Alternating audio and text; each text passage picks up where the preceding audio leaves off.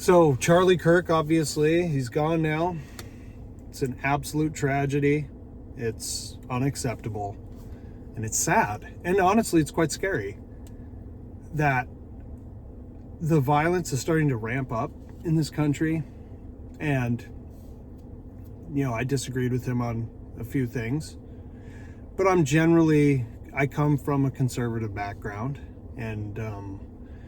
And I wouldn't even have cared if he was on the far left. No one deserves this. It's unfathomable that this is what it's getting to. But, it makes me think about like the last days of the Romanovs in Russia. Political violence was ramping up for years and years. And then there was a revolution. And we all know what happened after that. In 1917, things got really, really bad. I'm just hoping and praying for this country that that's not the direction we go. I don't mind if we're not the world's superpower, but I think we need to slowly recede into the background, kind of like England did, and maybe not have to be the world's superpower anymore.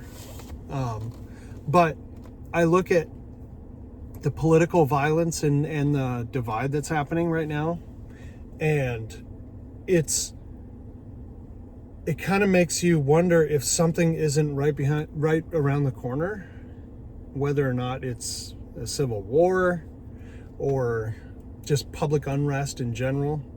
You think about the French Revolution. What happened in the French Revolution? There was massive wealth disparity. And eventually the pressure cooker just went off, and they stormed the Bastille, took the weapons, and started attacking, the Élysée Palace. And,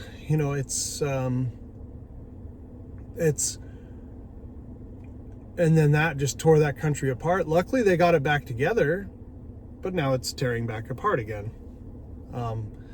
And so, yeah, this type of public unrest. First, you had Trump last year getting shot in the ear. Then you had there was 2 senators in Minnesota, or 2 Congress people in Minnesota, and then now Charlie Kirk, and I'm sure I'm missing some. But this does not bode well for our future. And the fact that some people are celebrating, it's pretty disgusting. That's pretty disgusting. Death is, I don't care if you disagree with the person, death is a scary, scary thing, especially when it comes to, the violent end of a barrel. And, and that was a guy who was actually pushing for open discourse. He wasn't calling for violence. He was saying, don't do violence. And they killed him.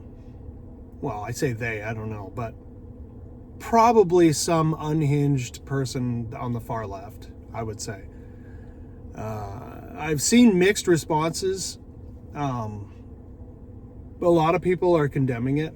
A lot of people you wouldn't even suspect. A lot of people really feel bad. Because I think a lot of people like Charlie Kirk. Even his biggest opponents on the left. I saw Dean Withers was absolutely distraught about it, which I gotta say I kind of respected, because I didn't even know he had that much respect for Charlie. I know he disagrees on everything with him, but still respects him as a person. That's good to see. It's good to see humanity being expressed. But then there are people on the left that are saying, good, and I'm like, man, that's sick. That's gross.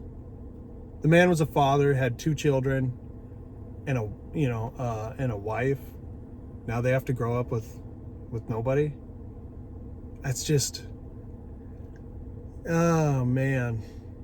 And I know political assassinations have happened throughout this country's history, but we had a bit of a lull there for a while. I think the last real political assassination was, I don't even know. I mean, John Hinckley tried to get Reagan, but he was unsuccessful. And then before that, was it RFK? I don't know.